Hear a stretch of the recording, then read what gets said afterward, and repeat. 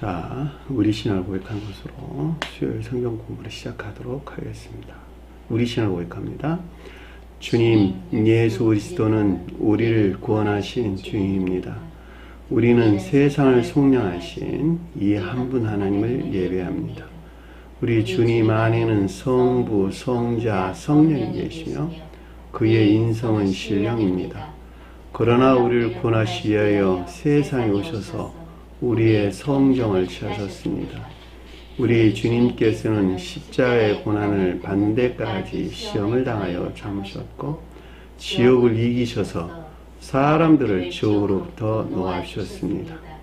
인성을 낳으신 신성에 그 인성을 통합하셔서 영화 되셨습니다. 이 영화 없이는 아무도 구원을 받을 수 없습니다. 사람은 주님을 믿고 그의 계명을 지켜야 구원을 받습니다. 주님의 계명은 주님께서 우리를 사랑하신 것 같이 우리가 서로 사랑하라는 것입니다. 아멘. 자, 오늘 말씀 보도록 하겠습니다. 계시록서 21장 5절에서 8절 말씀 보도록 하겠습니다. 계시록서 21장 5절에서 8절 말씀 보도록 하겠습니다. 보좌에 앉으신 이가 이르되 보라 내가 만물을 새롭게 하노라 하시고 또 이르시되 이 말은 신실하고 참되니 기록하라 하시고 또 내게 말씀하시되 이루었도다. 나는 알파와 오메가요 처음과 마지막이라. 내가 생명수의 생템물을 목마른 자에게 값없이 주리니 이기는 자는 이것을 상속으로 받으리라. 그러나 두려워하는 자들과 믿지 아니한 자들과 흉악한 자들과 살인자들과 음행하는 자들과 점술가들과 우상 숭배자들과 거짓말하는 모든 자들은 불과 유황으로 타는 못에 던져지리니 이것이 둘째 사망이라. 아멘. 지난 시간에 공부했던 내용을 잠시 살펴보도록 하겠습니다. 또 내가 새 하늘과 새 땅을 보니, 자, 새 하늘과 새 땅이다 라고 하는 것은 기독교인들로부터 세워진 새로운 기독천계를 일컫는 말씀의 뜻이다. 제가 설명을 드렸죠. 새로운 기독천계다. 자, 주님께서 이 땅에 오셔가지고 강림하셔가지고 세우신 새로운 기독천계를 가리킨다라고 하는 것이었어요. 이것이 앞에서 우리가 공부했던 14만 4천이 다 이 가운데 있는 자들을 일컫는 말씀의 뜻인 것을 잘 볼 수가 있습니다. 자, 14만 4천이라고 하는 것은 진리 안에 있는 모든 것들이 선과 결합된 선에 속한 진리 안에 있다 이런 말이에요. 자, 선에 속한 진리 안에 있다라는 말의 뜻은 믿음 안에 있는 모든 것들이 사랑이나 인애에 속한 선한 삶 가운데 있는 자를 가리키는 말의 뜻으로 여기서는 영적인 교회에 대하여 설명을 하고 있는 것이기 때문에 믿음이 인애에 속한 선 안에 있는 자를 가리킨다. 자, 믿음이 인애에 속한 선 안에 있다라는 말은 또 다른 말로 설명드리면 천지의 한 분 하나님으로 주님만을 시인하고 삼위일체가 아니고 그리고 성언의 가르침에 일치된 삶 가운데 사는 것을 가리킨다라는 말로도 이해될 수가 있겠죠. 왜 성언에 일치된 삶 가운데 있는 자를 가리킵니까? 라고 또 의문을 가지셨을 것인데 그것은 오직 성경 말씀은 주님에게서 온 선한 삶에 대해서만 가르침을 주고 있기 때문에 그렇다라고 하는 것을 잘 볼 수가 있겠죠. 성언의 가르침이 일치된 선한 삶 가운데 있다라는 말이 곧 그 열매들로 그것이 이웃을 향한 사랑, 곧 이인에 속한 선한 삶을 가리킨다라고 하는 말로 결론 지을 수가 있겠죠. 이들이 곧 새하늘과 새 땅이라는 말로 우리가 이해될 수가 있습니다. 이 새로운 하늘과 새 땅에서 내려온 저 세상에 세워진 새로운 기독천계로부터 내려온 이 땅에 있는 교회를 가리켜서 새 예루살렘, 또 새로운 교회를 가리켜 새 예루살렘 말로 아래에서 지금 설명해서 나오는 것을 잘 볼 수가 있습니다. 자, 처음 하늘과 처음 땅이 없어졌다라는 말의 뜻은 종전의 주님께서 허용해가지고 그들 스스로 구축했던 가상의 천계, 다시 말하면 이 세상에서 기독교인들로 이 세상에서 시민법적이고 또는 도덕적이고 또 윤리적으로 선한 삶을 살았으나 그럼에도 불구하고 영적인 선한, 앞에 설명한 영적인 선한에 있지 못한 자들, 그들에 의해서 그동안 차지하고 있었던 처음 그들이 차지했던 가상의 천계예요. 이 가상의 천계가 새로운 하늘과 처음 하늘과 처의 땅이 소멸되고 없었다라는 말로 이해될 수가 있겠죠. 그 말이 처음 하늘과 처음 땅은 없어졌다라는 뜻인 것을 잘 볼 수가 있겠죠. 그러니까 결과적으로 새 하늘과 새 땅은 개별적으로 볼 때 중생한 자들이라는 설명이고, 처음 하늘과 처음 땅은 겉사람의 고유 속성 안에 머물러 있는 자를 표징한다. 개별적으로 볼 때 라고 이해해도 아무런 상관이 없다라고 하는 것을 잘 볼 수가 있습니다. 처음 하늘은, 새 하늘은 속사람을, 새 땅은 그 속사람을 섬기는 또 대응하는 겉사람을, 처음 하늘은 속마음을, 속사람이 없고 속마음이에요. 처음 땅은 속마음을 섬기는, 그러니까 지옥에서 유입된 속마음을 섬기는 겉사람에 사는 자들, 이것이 없어졌다라는 말로 이해될 수가 있을 것입니다. 자, 바다도 다시 있지 않았다라는 말은, 이 바다라는 말은 겉사람에 사는 사람들 또는 자연적인 사람들, 그렇죠? 자연적인 사람들 모두, 이 세상에 죽어서 출생한 모든 사람들은 다 주님 앞에 서겠죠, 그렇죠? 그 사람들 중에서 누구는 구원받을 수 있고 누구는 구원받을 수 없는 사람이 있었어요. 그들이 어떤 사람들 했다고? 그들의 행위에 따라서 심판을 받았다라는 말로 이해될 수가 있겠죠. 그 말이 바다 가운데, 앞에서 13절에서 바다가 그 가운데서 죽은 자를 내주고, 그렇죠? 각 사람이, 각자가 자기의 행위대로 심판을 받았다. 행위에 따라서 심판을 받았다라고 하는 것을 우리가 잘 볼 수가 있겠죠. 그러니까 기독교인이든 기독교인이 아니든 예외 없이 누구든지 모두 다 행위에 따라서 심판을 받은 것이죠. 앞에서 여기서 처음 하늘과 처음 땅은 기독교인들로에 대한 것이었고, 바다는 그 겉사람에서 또는 자연적인 사람에 대한 것으로 이들은 그들의 행위에 따라서 성경책에 기록된 대로 심판받았다라고 하는 것을 잘 볼 수가 있겠죠. 그러니까 생명책에 기록되지 못한 자들은 다 분못에 던져졌다라는 말로 이해될 수가 있습니다.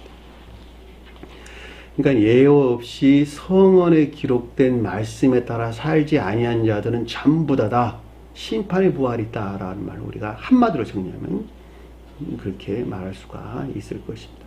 2절 보니까 또 요한네가 보면 앞에 요한이란 말이 빠졌어요. 원어에는 들어가 있는데 요한이란 말이 빠졌는데, 요한이 삶에 대해서 소식을 주겠다라고 하는 것을 잘 볼 수가 있겠죠. 아래의 내용들은 결과적으로 삶 가운데 있는 자들이에요. 내가 살아있다라고 하는 것은 마음이 살아있다라는 말인데, 마음이 살아있다라는 말은 행위에서 분릴 수 없다는 거예요. 그러니까 행위 안에서 살아있는 자들이에요.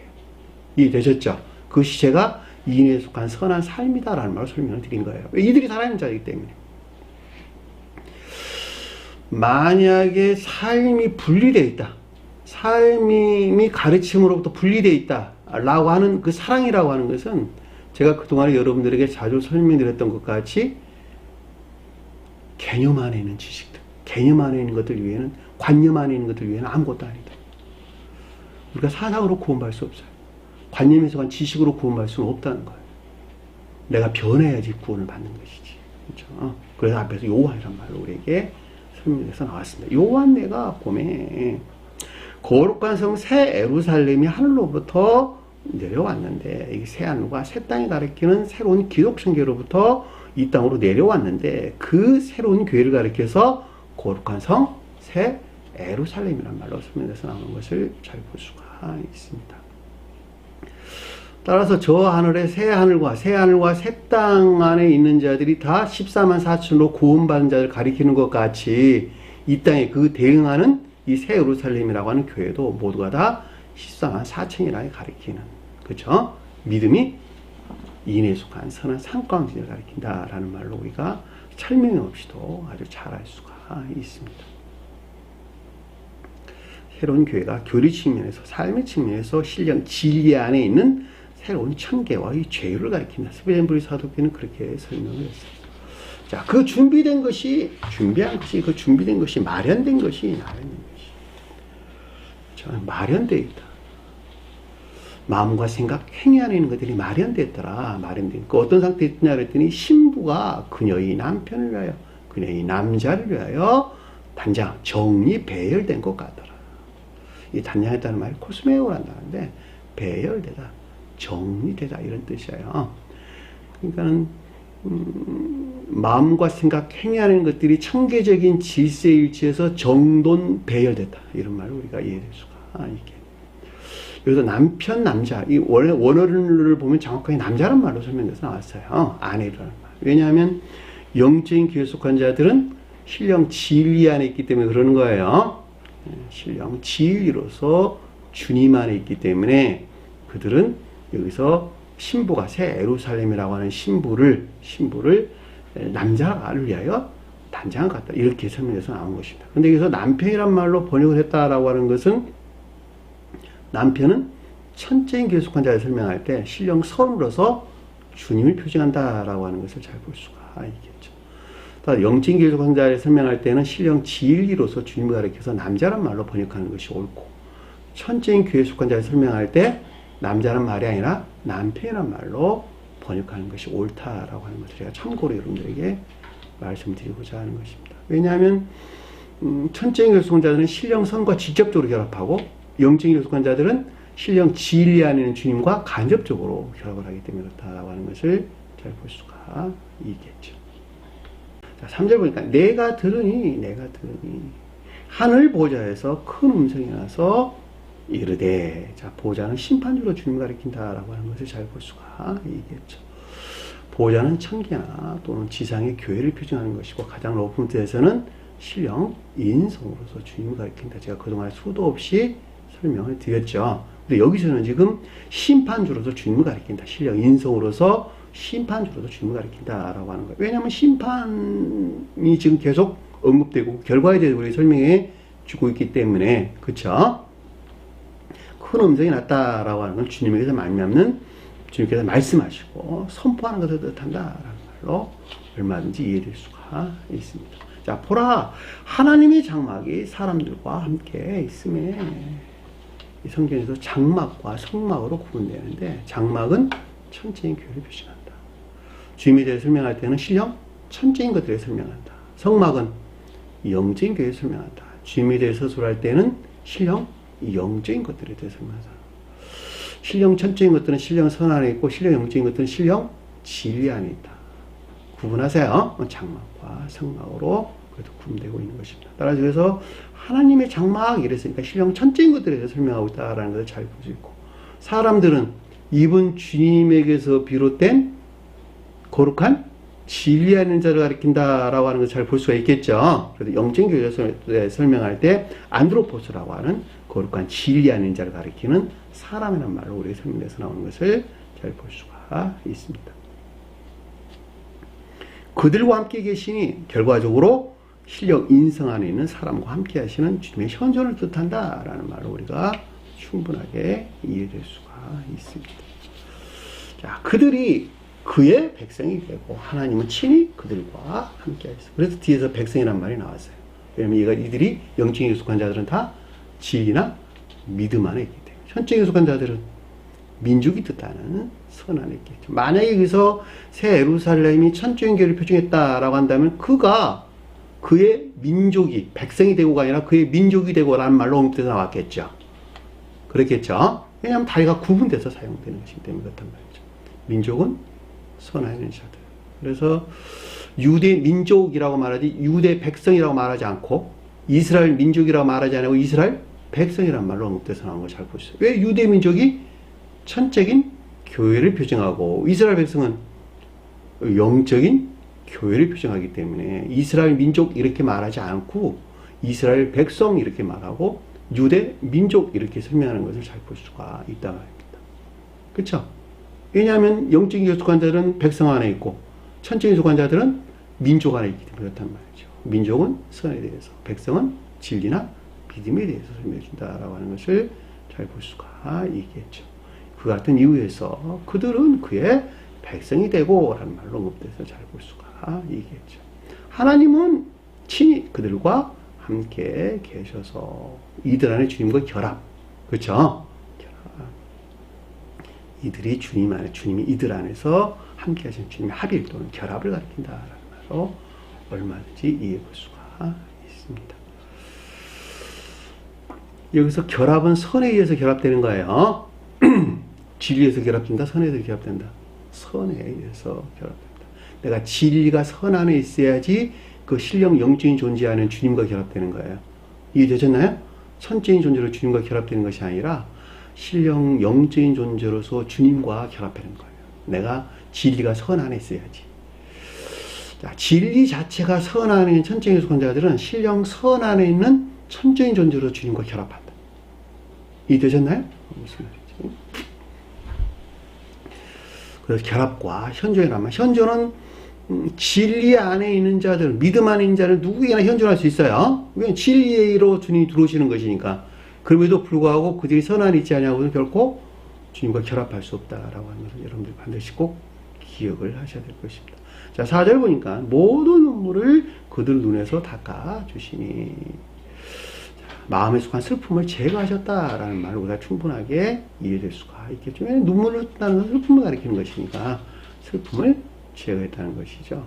다시는 사망이 없고 죽음에 대한 영벌의 일이 있지 않고, 영벌에 대한 두려움,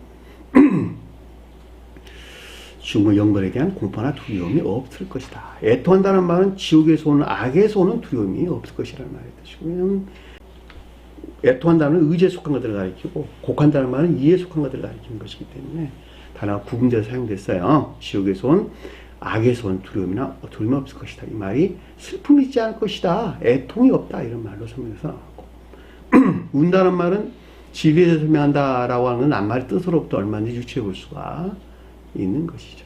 지옥에서는 거짓에 속한 두려움이 없을 것이다. 아픈다, 아픔, 수고, 고통, 이런 말은 시험을 더 이상 겪지 않을 것이다 라는 말로도 얼마든지 우리가 낱말이 주는 뜻으로부터도 유추해 볼 수 있는 것입니다.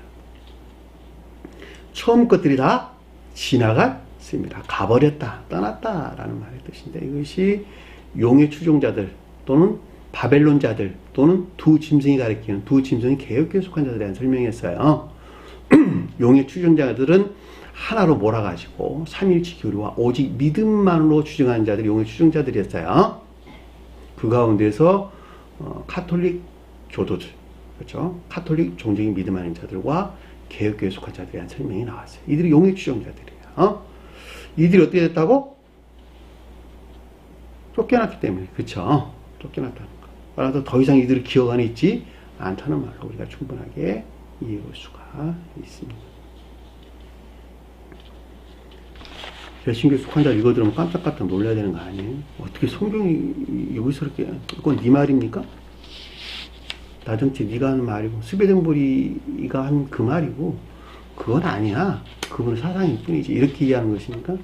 근데 어떻게 이렇게 낱말 하나하나가 정확하게 풀리냔 말이에요. 그것도 또한 의문이지 않겠습니까? 어떻게 이게 낱말이 이렇게 딱딱 앞뒤가 정확하게 질서에서 이렇게 풀리는 것이지? 라고 한다면 다시 한번 여러분들이 생각해 봐야 되지 않겠냐라고 하는 것입니다. 자, 여기까지 우리가 지난 시간에 공부했던 내용입니다.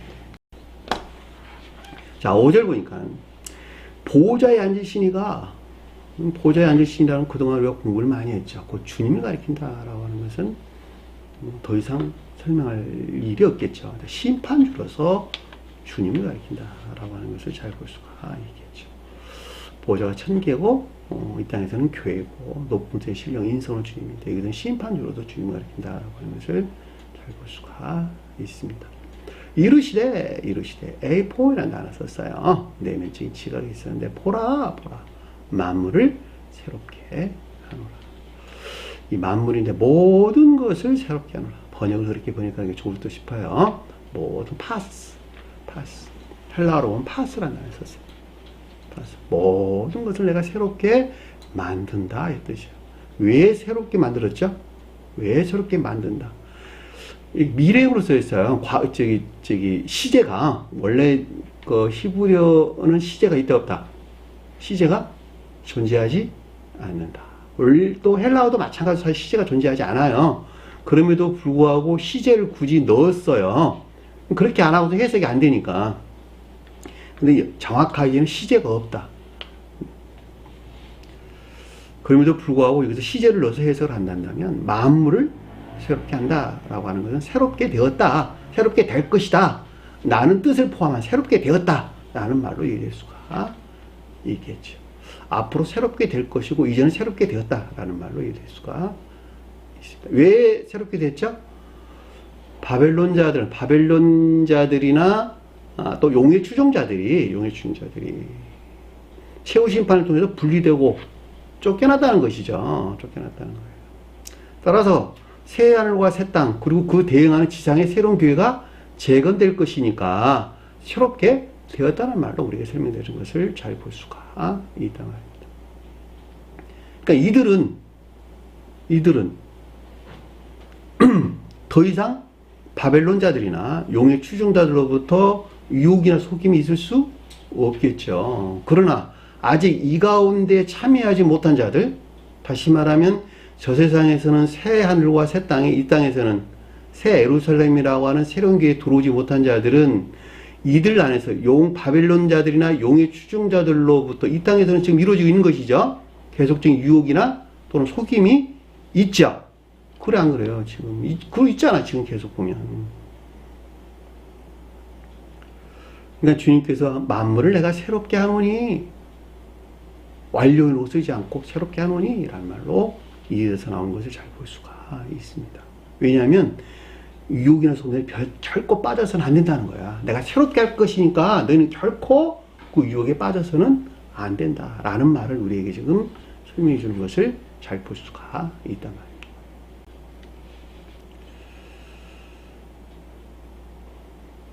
새로운 기독천계와 대응하는 새 예루살렘에 아직 들어오지 못한 자들은 바벨론자들이나 용의 추종자들의 유혹이나 속임에 빠져서는 안 되기 때문에 주님께서 내가 만물을 새롭게 한다라는 말을 우리에게 설명해 주는 것을 잘 볼 수가 있습니다.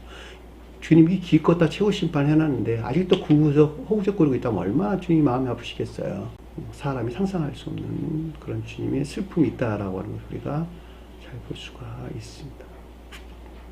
하시고 나에게 이르되 요한에게 이르되 나에 빠졌어요. 나에게 이르되 이 말은 신실하고 참되니 기록하. 새롭게 한다는 것을 어떻게 주님께서 친히 입증했고 확실히 하신 것을 가르친다. 그렇죠? 주님께서 친히 입증하고 또 확실히 하신 것을 가르친다. 왜냐하면 주님께서 이렇게 말씀하고 계시는 것이니까. 그렇죠?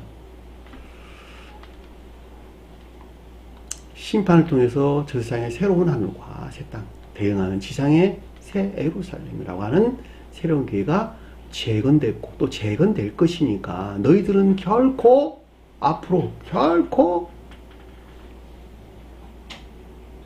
바벨론자들이나 또는 용의 추종자들이나 또는 두 짐승이 가리키는 일반적으로 보편적인 기독교, 종말을 맞이한 보편적인 기독교에 속한 자들의 유혹이나 속임수에 결코 빠져서는 안 된다. 주님이 당부하시는 거예요. 지금. 내가 입증하고 있단다. 그렇죠?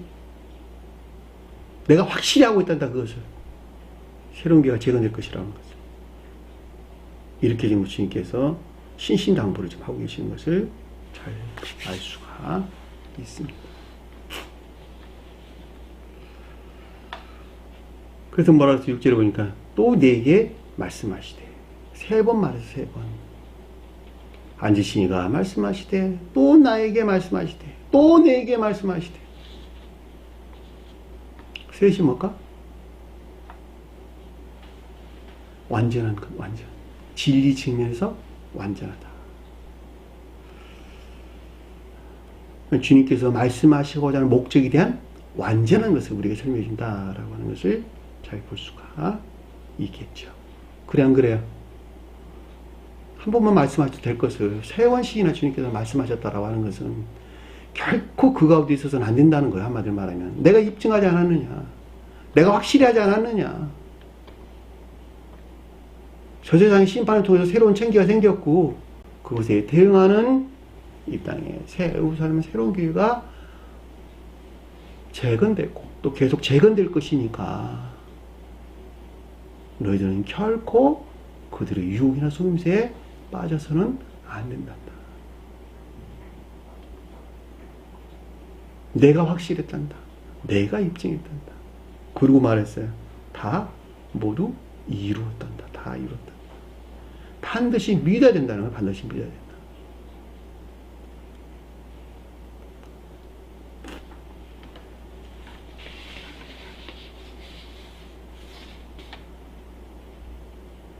간절하죠. 그쵸? 주님 백성들을 향한 간절한 주님의 사랑이 있어요. 사랑. 나는 알파와 오메가요. 처음과 마지막이라. 이 말은 누구라도 다 알 수 있는 내용이죠. 주님께서 천지의 하나님이시다. 우리 그동안 공부했죠. 천지에 한 분 하나님 오직 주님만을 시인해야 된다. 똑같은 말의 뜻이죠. 주님만이 오직 주님만이 천지의 하나님이시라. 주님 이외에는 다른 하나님이 존재하지 않는다. 다른 모든 자들은 주님이 지은 피조물이란다. 처음과 마지막이라. 천지의 모든 삼라만상은 주님으로부터 비롯되어 그 형체들을 드러내고 있는 것이란다. 그것이 사람이 됐든 짐승이 됐든 나무가 됐든 광물이 됐든 상관하지 않아요. 하늘과 땅에 존재하는 모든 것들은 주님에 의해서 운영되고 통치되고 행해지고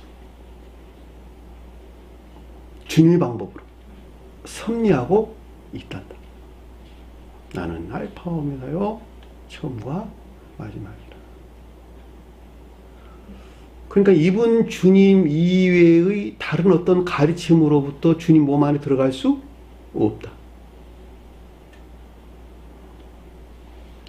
부처의 가르침으로부터 구원받을 수 없고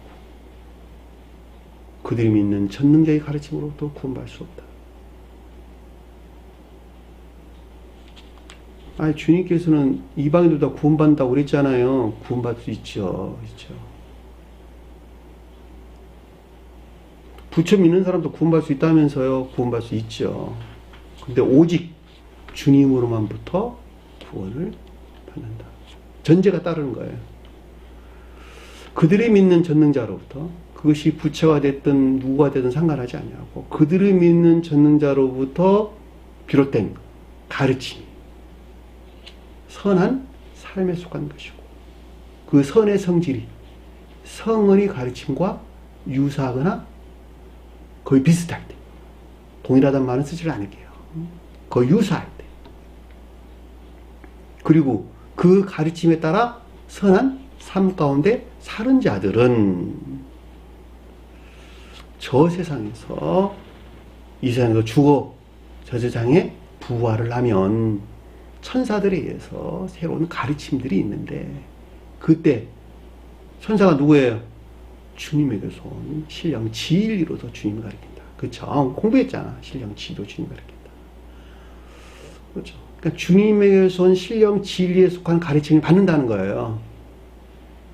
그런데 보니까 자기가 전능자 하나님으로 여겼던 전능자로부터 가르침이나 주님에게서 온 가르침이 유사하다는 것이죠. 그래서 그들은 기쁜 마음으로 마음에서 받아들인다. 매우 기뻐한다는 것이죠.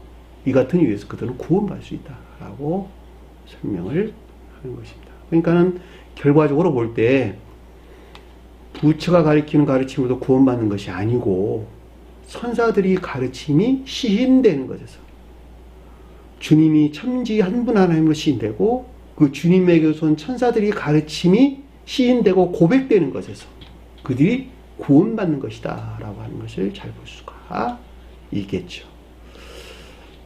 이 가르침들을 잘 모르면 다신론자들이 돼요. 다신론자예요. 스웨덴 사도는 다신론자야 이렇게 이야기할 수 있어요.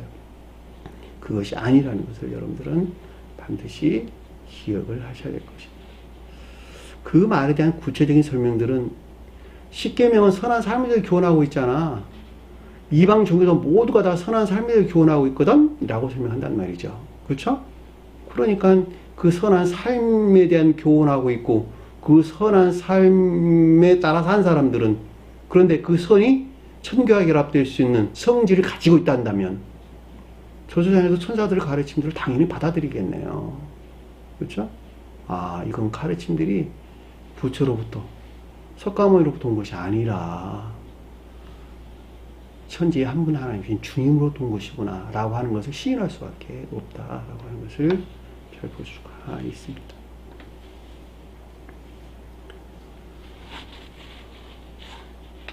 나는 알파와 오메가요. 처음과 마지막이다 라는 말이 무슨 뜻인가 라고 하는 것을 잘 볼 수가 있습니다. 이 같은 것은 우리가 복음서에 기술된 말씀으로서 잘 볼 수가 있는데 마태 요한복음 17장 2절에 보면 아버지께서는 모든 육체에게 영생을 주시려고 사람이 아니에요. 육체에게 관능적이고 감관적인 생명 안에서 살아가는 지옥의 영 안에 살아가는 자들에게 영생을 주려고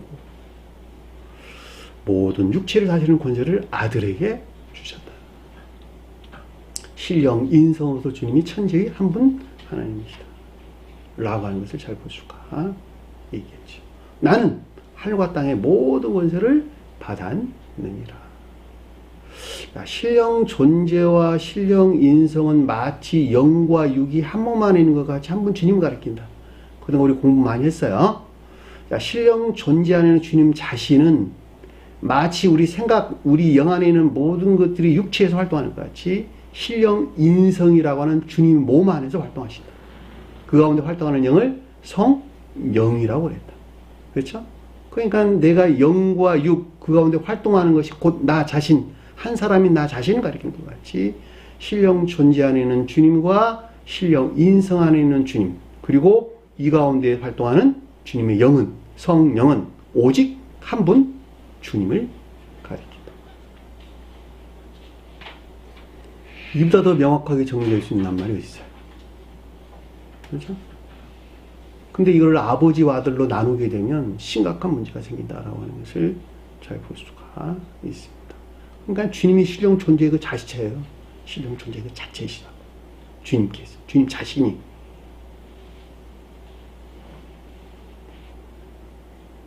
내가 생명수의 샘물을 목마른 자에게 값없이 주리니. 이 생명이 조회란 단어예요. 생명의 물을, 샘물은 원천을, 샘물이란 말이에요. 원천이에요. 생명수가 비롯된 원천. 그 원천이 뭐예요? 성 안이신 주님. 또는 신령 인성으로 주님. 나가도 내나 마찬가지인데, 영적인 결속한 자를 설명할 때는 신령 인성이란 낱말보다는 성 안이신 주님이란 말로 언급되는 것이 훨씬 낫죠. 왜냐하면 진리 안이기 때문에 그런 거예요. 이게 되셨나요? 성 안이신 주님으로부터 생명을 줬다는 거예요. 생명을. 무슨 생명? 육적인 생명, 영적인 생명. 영적인 생명에서 육적인 생명이 왔죠. 그쵸? 질서에서 볼 때. 육적인 생명에서 영적인 생명이 온 것이 아니라 영적인 생명에서 육적인 생명이 온 거예요. 자, 육적인 생명을 다 암눕고 있는 것에서 물질적인 우리 몸이 살아있게 된 거예요. 그 반대는 아니에요.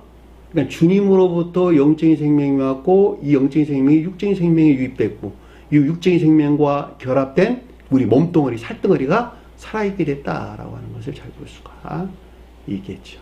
거꾸로 아니에요. 그러니까 이 생명이 살아있다라는 말은 주님에게서 온 우리 몸뚱아리가, 물질적인 육체가 궁극적으로 섬기고 있는, 그쵸?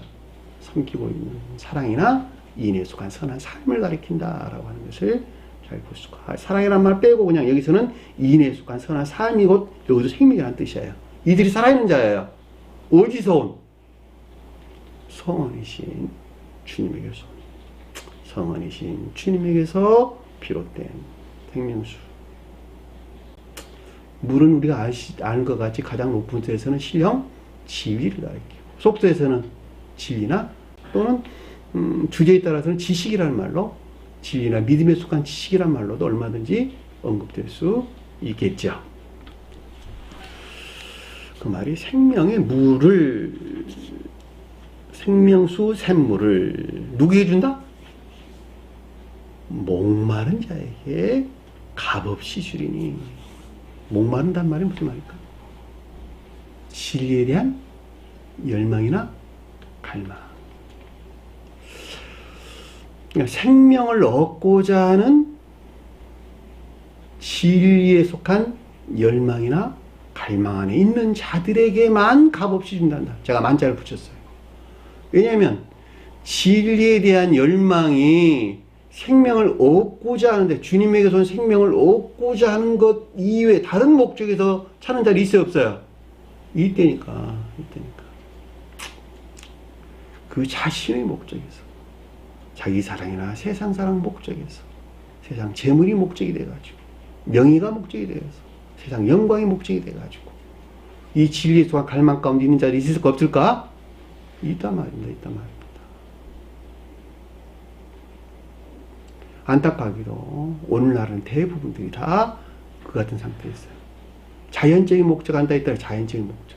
자연적인 목적에서 진리들을 사랑해.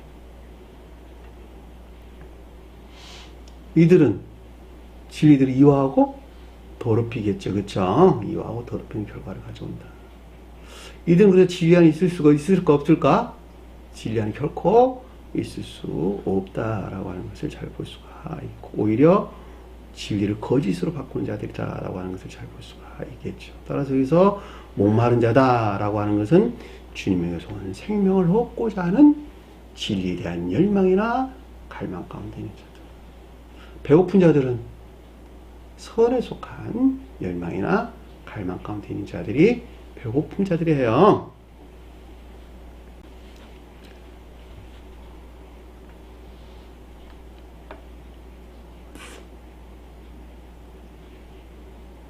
이 세상적인 목적에서 진리에 속한 열망 가운데 있는 자들은, 그들은 성언을 읽고 또 공부도 열심히 하고 또 묵상도 많이 하고 줄줄줄줄 외우기도 하고 예배에 잘 참여하기도 하고 또 헌신 봉사도 많이 하고.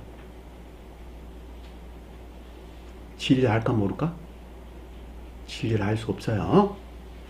진리는 지식 안에 있다? 깨달아 아는 것이다. 깨달아 아는 것이다. 행하는 것에서 아는 것이다. 진리는 지식 안에 결코 존재하지 않습니다. 진리 가르침을 행하는 것에서 깨달아 지각 가운데 있다 한마디로 말해요.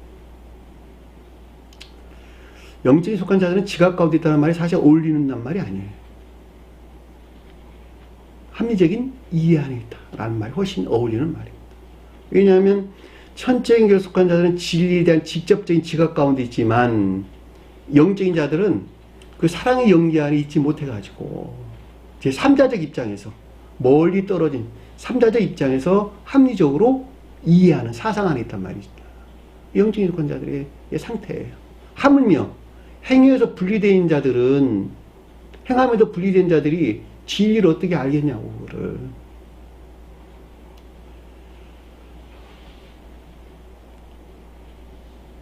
그들이 마치 진리라고 여기는, 그들의 주장이나 사상, 자기 관념 안에 있는 것들 위에는 아무것도 아니다라고 하는 것을 잘 알 수 있습니다. 이들은 입술로는 진리를 말할 수 있지만, 교리적으로 말할 수 있는 것이지만, 그러나 생각에 속한 모든 관념이 온갖 거짓 안에 가득 차 있다. 어떻게 하면 이 말로 내 명예를 좀 높여볼까? 그렇죠? 어떻게 하면 내가 저 사람들에게 내 똑똑함을 자랑해가지고 많은 재물을 내걸삼을까? 그렇죠? 어떻게 해서 나는 교회에 많은 사람들을 끌어들여서 교회를 성장시킬까? 세상적이고 육적인 것들이 목적이 돼가지고 진리를 향한 열망하는 자들은 결코 주님께서 이들에게 지혜를 주시지 않는다. 말씀을 깨달아 알 수 없다. 라는 말로 넉넉하게 이해해 볼 수가 있을 것입니다. 자, 샘물을 목마른 자에게 값없이 준다. 값없이 준다. 그냥 선물로 줬다는 거예요. 이 생명이 주님에게서 왔다. 사람에서 왔다.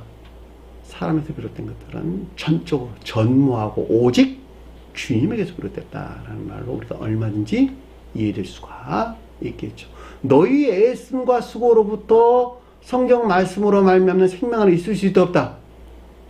결코 있을 수 없다.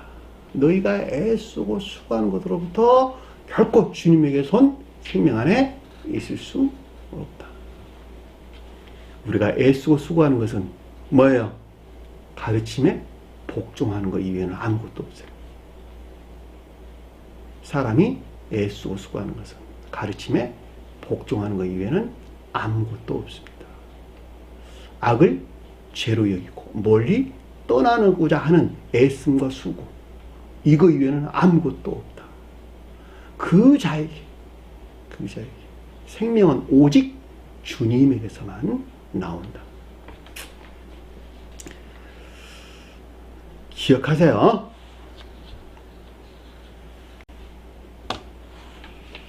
실제로 보니까 이기는 자는 극복한 자들이요, 승리한 자들이죠. 그 자신 안에 있는 온갖 악마들과 싸워가지고 승리한 자들. 아까운 자는 악마들이고 온갖 거짓들의 사로잡힌 자의 사탄들이에요. 이 악마와 사탄이 합작해가지고 삶 속에서 온갖 이 세상적이고 육신적인 쾌락 가운데 사는 자들, 이들이 귀신이라고 그랬단 말이죠. 악마, 사탄, 귀신. 그죠? 악이 떠났으면 그 가운데 사탄도 없을 것이고, 그리고 귀신도 다 떠났겠네요. 왜? 악마가 주인이니까. 내 마음에 들어있는 주인이니까. 그렇죠? 그래서 여기서 스베덴 불사기 사도께서는 그냥 결론으로 이기는 자 이렇게 설명했어요. 악과 싸워서 이긴 자, 극복한 자, 온갖 악들을 극복한 자, 악마들을 굴복시킨 자라는 말로 단순하게 그냥 딱 한마디로 설명을 했습니다.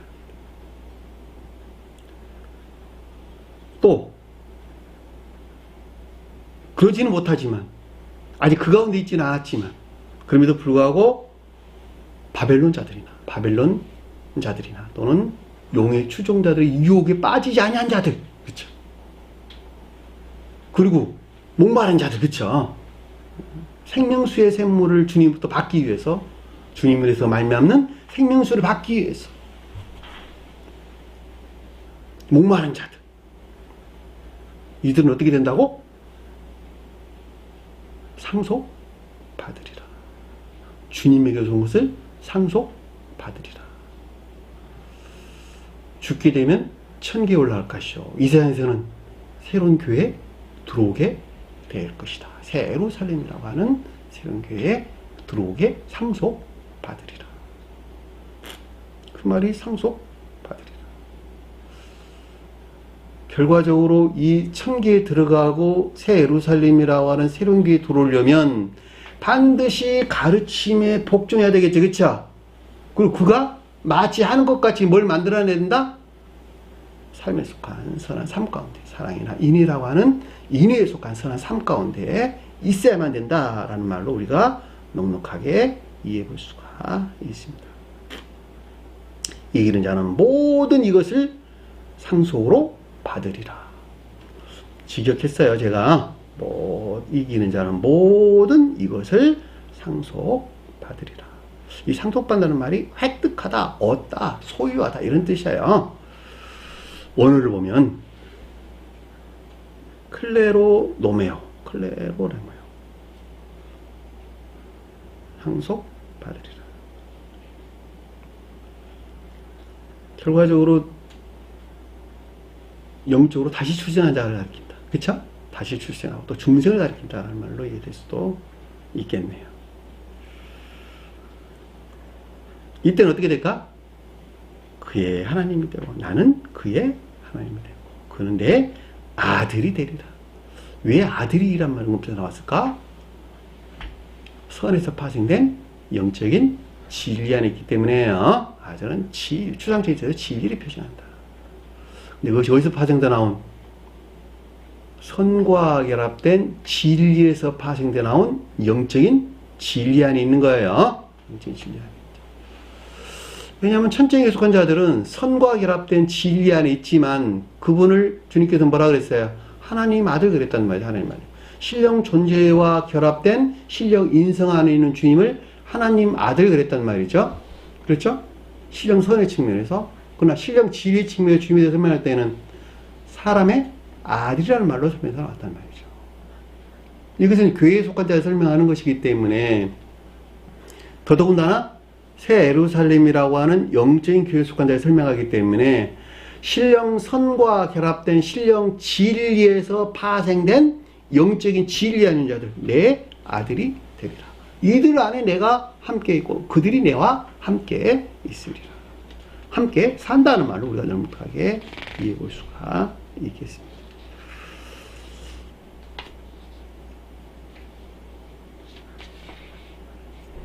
근데 8절에 보니까 뭐라고 설명이 나오냐? 그러나 비겁한 자들, 두려운다는 말이 데일로스라는 단어를 썼어요. 데일로스. 우리 마태복음에서 두려워 떨다 그럴 때 두려운 날 포베오라는 단어를 썼어요. 포베오.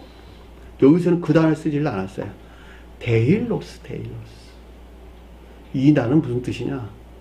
비겁한 자. 비겁한 자. 8절에 두려운 자. 비겁한 자, 미운 것 안에 있는 자, 혐오스러운 것 안에 있는 자, 믿음 안에 있지 아니한 자다. 두려운 자가 믿음 안에 있지 아니한 자를 가리킨다라고 하는 것을 잘 볼 수가. 이 비겁한 자의 정말 그렇죠? 비겁한 자다. 데일로스.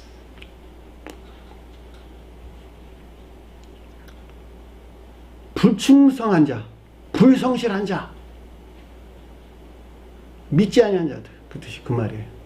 믿지 않는 자, 아피스토스, 아피스토스. 불충성한 자, 불성실한 자. 그 말이 뭔 말일까? 믿음 안에 있으나 인내 안에 있지 아니한 자.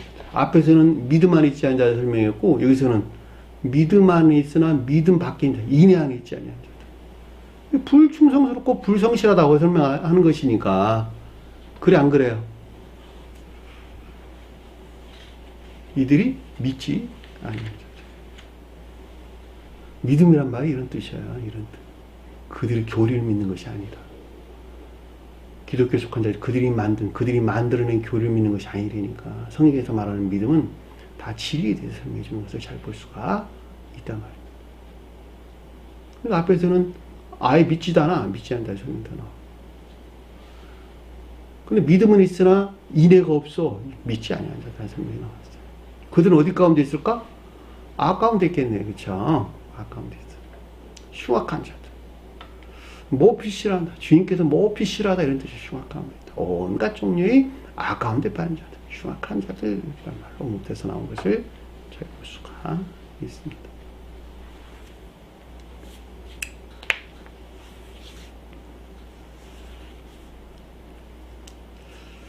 부델로소. 흉악한 자는 말이 부델로소라는 단어를 썼어요. 부델로소. 몹시 싫어하는, 가증히 여기는 이런 뜻입니다. 온갖 종류의 악 가운데 빠진 자들. 살인자들은 뭘까? 살인자들은. 십계명에 나오죠. 그렇죠? 살인하지 말라, 간음하지 말라, 도둑질하지 말라. 이렇게 묶여서 나오는데. 살인자들은 뭘까? 선을 모독하는 자들. 선을 모독한다. 물론 이제 문자적인 뜻에서 살인도 당연히 살인하는 것이지만 선을 모독하는 것도 살인하는 것이고 또 다른 사람을 증오하고 미워하고 적개심을 품고 질투하고 시기하고 이 모든 것들도 그 순간순간 단 한순간도 멈추지 아니하고 왜냐하면 그 가운데 있단다면 그 사람의 영혼을 살인하는 결과를 가져온다 라고 하는 것을 여러분은 반드시 기억을 하셔야 되겠죠. 왜냐하면 그 자신 안에 간직된 선을 미움으로부터 살인하는 자가 되는 것이고 증오하는 것으로부터 살인하는 자가 된다면 자기 자신에 대해서도 그뿐만이 아니고 상대 안에 있는 영혼까지도 파괴하는 치명적인 결과를 가져온다. 그러니까 만약에 환경이 허락한다면 그는 반드시 그 짓을 할 것이니까. 남을 치용하거나 미워하거나 적개심을 갖는 것은 그 자신 안에 있는 주님에게서 온 거룩한 생명, 곧 선을 파괴하는 것, 모독하는 것, 살인하는 것은 너무 당연한 것이고 이웃에 속한 영혼까지도 그 같은 일을 자행하게 된다라고 하는 것을 반드시 기억을 하셔야 될 것입니다. 그것이 살인하지 말라, 살인자라는 뜻이에요. 음행하는 자들은 진리들을 이화하고 더럽히는 자들을 가리킨다라고 하는 것을 우리가 넉넉하게 이해해 볼 수가 있겠죠. 그러니까 문자적인 뜻에서도 간음한 자들을 가리킨다라고 하는 것은 뭐 설명 없이도 잘 알 수 있을 것이나 그럼에도 불구하고 진리들을 이화하고 더럽힌 일뿐만이 아니고, 그렇죠? 마음으로라도 그 자신이 목적이 돼서 진리를 취하고자 할 때, 그렇죠? 취하고자 할 때, 진리가 또한 이화되고 더럽혀진다라고 하는 것을 반드시 기억을 하셔야 되겠죠. 마음에서 이런 것만으로도 진리가 이화되고 더럽혀진다. 제가 여러분들의 말씀을 지금 가르치고 있는데, 내가 세상적이고 육적인 그 어떤 것들이 목적이 돼가지고 이 진리를 말하고 있다면 이미 그 진리는 이화되고 더럽혀진 상태에 놓이게 된다라고 하는 것도 여기서 음행하는 자가 된다는 거예요. 실질적으로 그렇게 결과로 드러날 것뿐만이 아니고 마음에서까지도 그런 마음이 있다 한다면 이미 그는 진리를 이화하고 더럽힌 상태에 빠지게 된다라고 하는 것을 잘 볼 수가 있습니다. 여러분들이 그동안에 잘 알았던 것 같이 성경 말씀 10계명에는 천적인 뜻과 영적인 뜻 그리고 자연적인 뜻이 간직되어 있다라고 하는 것을 잘 볼 수가 있겠죠. 천적인 사람들은 천적인 뜻에서 이해하고 영적인 사람들은 영적인 뜻에서 이해하고 자연적인 사람은 문자인 뜻 그 자체에서 이해하는 것이나 그럼에도 불구하고 천적인 영적인 사람들은 영적이고 자연적인 뜻에서 이해해야 하고 천적인 사람들은 천적이고 영적이고 자연적인 뜻에서 그 말씀의 가르침 안에 나와야 된다라고 하는 것은 설명 없이도 아주 잘 알 수 있는데요. 하는 자들과 음행하는 자들과 점술가들은 이 마술가 이런 뜻인데 마술사가 뭐예요?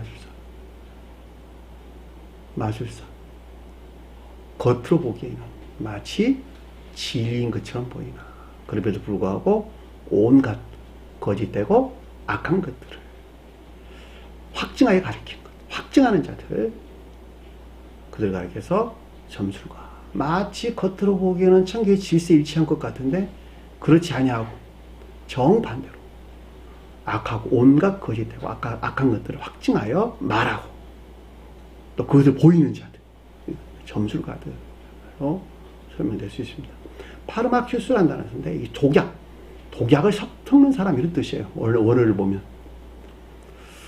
그 영혼을 치명적으로 파괴하는 독약을 섞여서 먹인다 이런 뜻이 독약을 섞여서 먹인다. 약을 섞는 사람들. 겉으로 보기에는 맑은 물 같은데 그 가운데도 독약을 섞어놨다 이런 뜻입니다. 겉으로 보기에는 진리한 것처럼 보이는데 전혀 그렇지 않은 악하고 거짓된 것들을 확증하여 말하고 또 가르치는 자들. 그렇게 또 드러내 보이는 자들. 이 점수가들이다라고 하는 것을 잘 볼 수가 있습니다. 우상숭배자들. 저는 그동안에 여러분들에게 우상숭배가 말씀 안에 있으나 그 목적이 자기 사랑이나 세상 사랑이라고 하는 그 자신의 목적 안에서 사는 자들. 그리고 그 목적에서 주님을 예배하는 자들. 그들이 우상숭배자들이다라는 말로 설명됩니다. 이들이 진리 안에 있을 수는 없겠죠. 그렇죠? 이들은 성경 말씀을 다 자기 총명에서 해석하고 곡해하고 이해해서 어떤 예배나 제전들을 만들어내고, 그렇죠? 예배나 제전들을 만들어내고 그 예배 아닌 자들, 그것들에 속한 예배 아닌 자들, 이들이 우상숭배자들이다라고 하는 것을 우리는 잘 볼 수가 있습니다.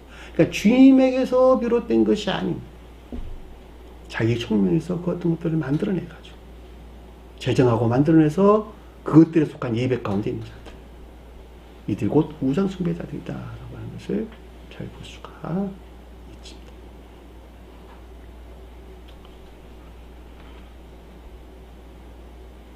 요즘 보편적인 기독교에 속한 자들은, 특히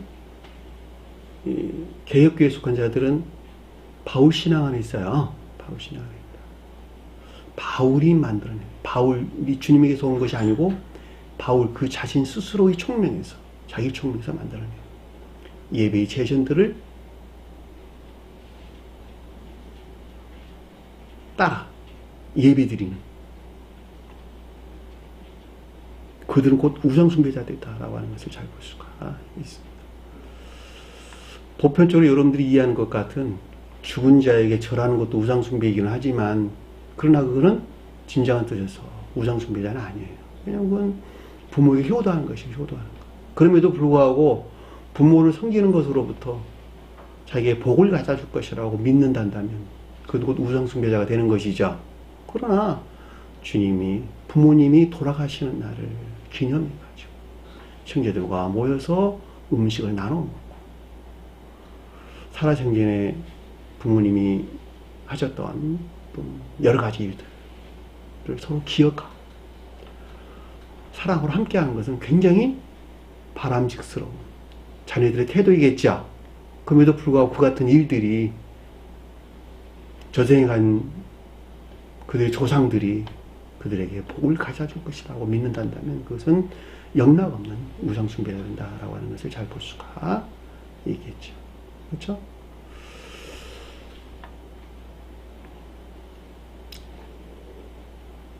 거짓말하는 모든 자들은 뭘 거짓말하면 속이는 것, 거짓된 것을 말하는 것, 이런 뜻이에요. 거짓된 것을 말하여 속인다, 이런 말이에요. 스베드 무리 사도께서는 악에서 비롯된 거짓 안에 빠져있는 자들 이란 말로 설명을 했어요. 근데 저는 이제 거기다 하나를 덧붙여가지고 악하고 거짓된 것을 마치 선하고 지혜인 것 같이 말하고 가리키는 자들, 그들이 거짓말하는 자들이다라고 하는 것을 잘 볼 수가 있겠죠. 그렇죠? 세상적인 목적 안에 그 자신이 있게 되면 이런 말들을 할 수밖에 없게 돼 있어요. 저는 그래서 여러분들에게 늘 예전부터 설명했던 것처럼 하늘의 말씀을 가지고 여러분들에게 말을 해야지. 성도들에게 말을 해야지.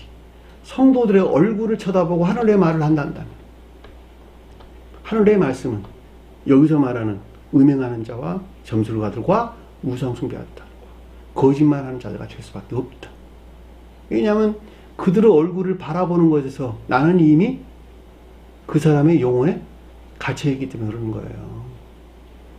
가르치는 자가 가르침을 받는 성도들의 영혼을 지배하는 것이 아니라 그들의 눈치를 살피는 것에서 나는 그들의 영혼에 갇혀있는 자가 된다니까. 이미 무슨 말하는지 잘 아시겠어요? 결코 그런 일이 있어서는 안 된다라고 하는 것을 잘 볼 수가 있습니다. 반드시 성도들을 향해서 하늘의 말씀을 있는 그대로 선포를 해야지 성도들의 눈치를 보는 일이 결코 있어서는 안 된다라고 하는 것을 다시 한번 여러분께 당부를 드리고자 하는 것입니다. 그래서 앞에 속한 이런 자들은 불과 유황에 타는 못에 던져지리니 그들이 몫이 되리니 이 뜻이에요. 불과 유황에 타는 못이 그들의 몫이 되리니. 이 불은 이 못이라는 말은 연못이에요. 연못이 아니라 호수예요. 그러니까 불과 유황에 타는 호수의 몫이 되리니, 부분이 되리니 이때 부분이 되리니. 메로스 쪼개 받은 그 가운데 있게 되리니 이 뜻이, 쪼개 받은 그 가운데 있게 되리니 그 몫에 참여하리니 이 뜻이에요. 그 몫에 참여하리니. 불은 온갖 거짓들을 비롯된 지옥적인 사랑에 속한 애여간의 상태를 가리킨다고 공부했어요. 유황은 악에 속한 정욕이나 또는 애욕에 속한 정욕안의 상태를 가리킨다라고 하는 것을 잘 볼 수가 있게. 던져지리니, 던져진다는 메로스, 부분, 목 이런 뜻이에요. 이것이 둘째 사망이다. 이 가운데 있는 자들이 곧 지옥의 저주나 영발의 상태를 설명해준다라고 하는 것을 잘 볼 수가 있어요. 이게 지옥의 저주나 영벌이에요. 한마디로 말하면 불과 유황이 타는 그 호수라고 하는 온갖 거짓들에서 말미암아 불과 유황이 뜻하는 그 부분 안에 있는 자, 그 목에 참여하고 있는 자들, 그들이 지옥의 저주나 영벌 안에 있는 상태. 왜? 이들이 다 지옥 안에 있기 때문에. 그렇죠? 자, 오늘 주신 말씀 마음속에 깊게 새기시고 한 주간에 승리하는 저와 여러분들이 간절히 축원합니다. 자, 주기도문하는 것으로 공부를 마치도록 하겠습니다. 하늘에 계신 우리 아버지, 이름을 거룩히 여김을 받으시오며 나라의 마옵시며 뜻이 하늘에서 있는 것 같이 이 땅에서도 이루어지리라. 오늘날 우리에게 용할 양식을 주옵시고 우리가 우리에게 죄진 자를 사준 것 같이 우리 죄를 사하여 주옵시고 우리를 시험에 들게 하지 마옵시며 다만 악에서 구하옵소서. 나라와 권세와 영광이 아버지께 영원히 싸움나이다. 아멘.